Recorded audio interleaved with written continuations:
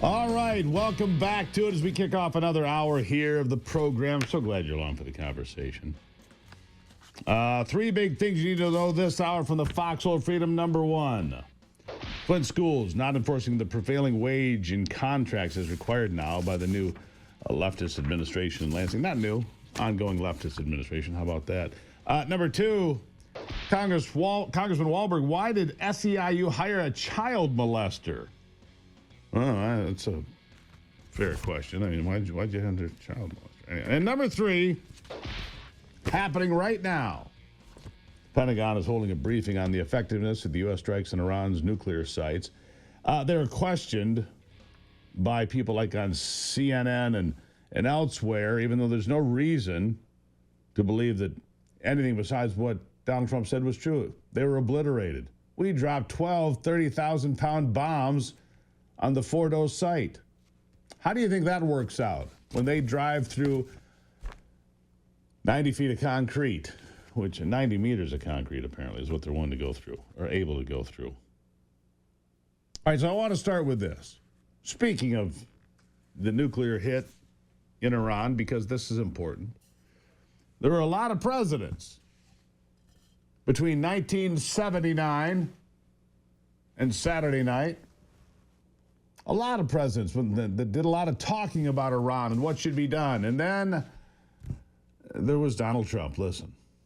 To counter Iran's efforts to develop nuclear weapons and missile technology. Iran should not have a nuclear weapon. Period. I have stated that Iran will never be allowed to obtain a nuclear weapon. We will not allow Iran to acquire a nuclear weapon. Iran's key nuclear enrichment facilities have been completely and totally obliterated. Yeah. We will not allow. We will not allow. We cannot. They're gone. There's your update. Here's the positive side of all of this. Steve Witkoff yesterday said, and basically this is in the aftermath of the American strike on Iranian nuclear facilities. This is in the aftermath of all of that. The ceasefire, by the way, is holding right now between Israel and Iran. The ceasefire is holding. Israel is sitting tight, not doing anything at the moment, not there. Steve Witkoff is the envoy that Donald Trump sends everywhere. That CNN and the Washington Post, New York Times try to say is a rookie, is a novice, doesn't know what he's doing. Gee, he seems to be getting a lot done for a guy who doesn't know what he's doing. Huh, weird. Witkoff says the Abraham Accords about to expand in the Middle East. Listen to this. One of the president's key objectives is that the Abraham Accords be expanded, that more countries come into it, and we are working on that on my team and in coordination with the Secretary of State and the entire State Department. And we think we're going to have some pretty big announcements on countries that are now coming into the Abraham Peace Accords.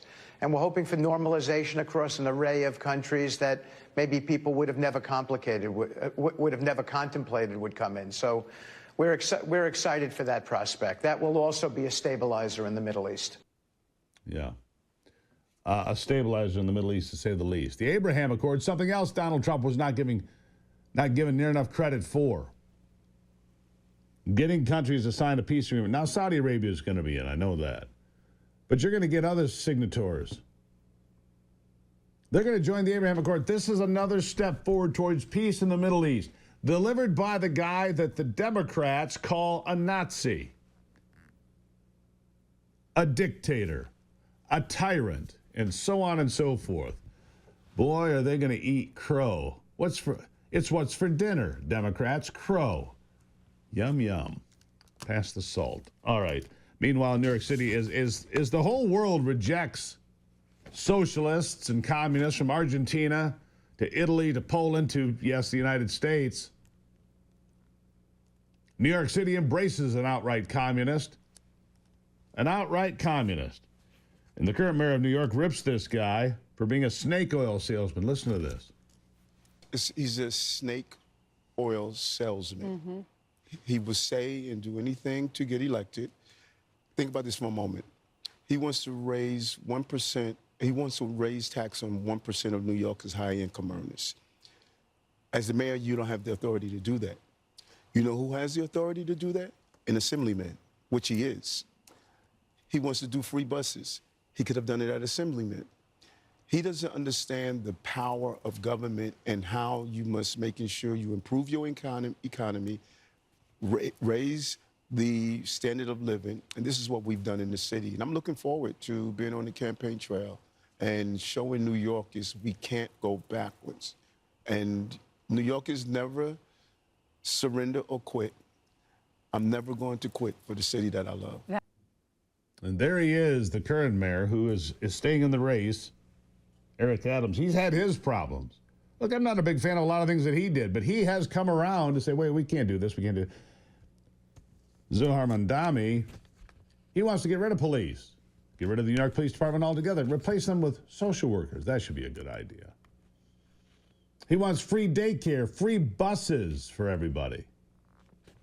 He wants to tax the wealthiest people in New York. And by the way, there's been a big boom just today in the number of people looking to sell and get out of New York. Can you imagine? Yeah, they'll go to Florida. They'll go to Tennessee. They'll go anywhere but there, for God's sake. Oh, and when it comes to the state of race relations, because this is always a thing for the Democrats, I just have to play this sound for you. Latifah Simon is a congresswoman, apparently. I'd never heard of her.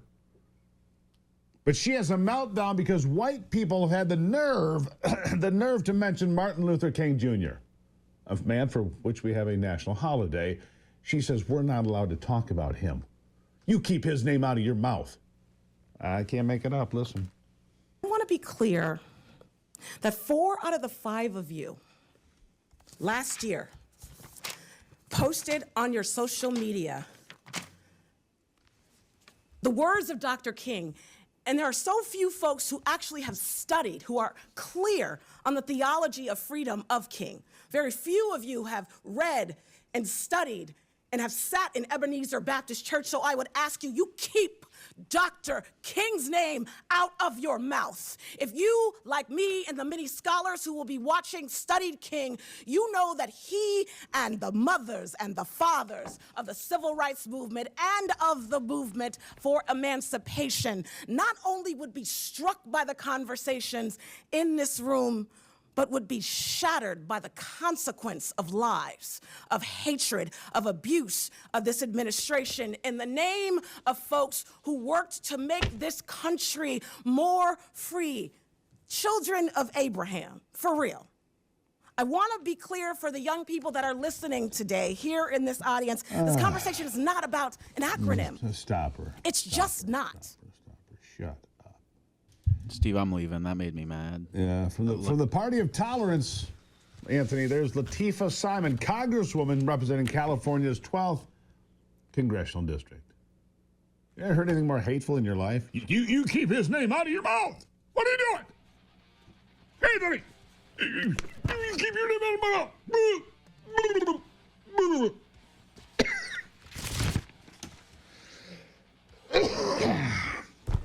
Yeah.